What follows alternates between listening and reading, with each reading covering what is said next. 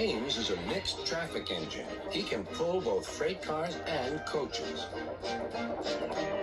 He's proud of his smart red paint, and so is his driver. Everyone says you brighten up their day, James. One morning, James whistled loudly at the other engines. Look at me. I am the smartest, most useful engine on the line. Rubbish, replied Thomas. We're all useful. Sir Topham Hatt says so, and he's head of the whole railway. You know what, James? Added Percy. What? Replied James. You're getting all puffed up. James huffed away. Later, he was still boasting. I'm the pride of the line. I saw you pulling freight cars, snorted Gordon. You're only a goods engine. I pull coaches, too. Not as much as I do. But Sir Topham Hatt has plans for me. James was only making this up, but Gordon believed him. What plans? Wait and see. Oh, dear, he thought. Now what'll I do? Thomas was shunting shining new coaches. Good morning, James. Are those coaches for me? Asked James hopefully. No, these are for Gordon's Express. I'll fetch your freight cars next. But James was going to play a trick on the other engines.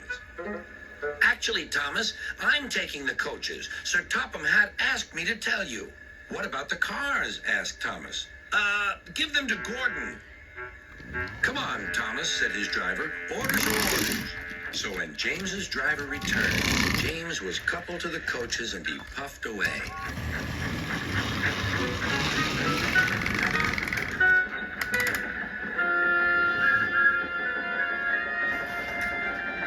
Thomas returned with the freight cars.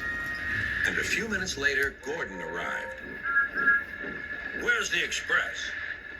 Thomas told him about James. And so here are your cars. Gordon was very cross, and so was his driver. Wait till Sir Topham Hatt hears about this. Meanwhile, James was enjoying himself enormously. What a clever plan! What a clever plan! He chuffed.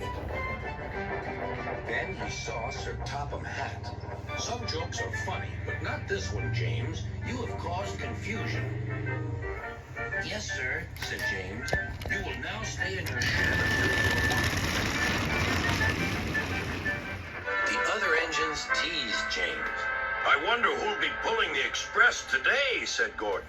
I expect it'll be you, replied Henry. James is stuck in the shed for being silly. James felt sad. Next morning, he went back to work. Hello, whistled Thomas. Good to see you out and about again. I'm sorry I tricked you, said James. Are these my cars? Yes, replied Thomas kindly. They are pleased to have you back. James set off to the harbor with his train of freight cars. He bustled about all day, pushing and pulling them into place.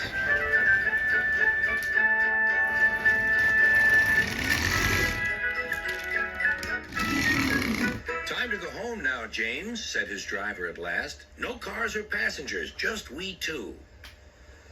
But his driver was wrong. Excuse me, called a man. I have a meeting with Sir Topham Hatt, and I mustn't be late. May I ride back with you? Of course, replied James's driver. Then he whispered to James, this gentleman is a railway inspector. James was most impressed. He steamed along the line as smoothly and quickly as he could.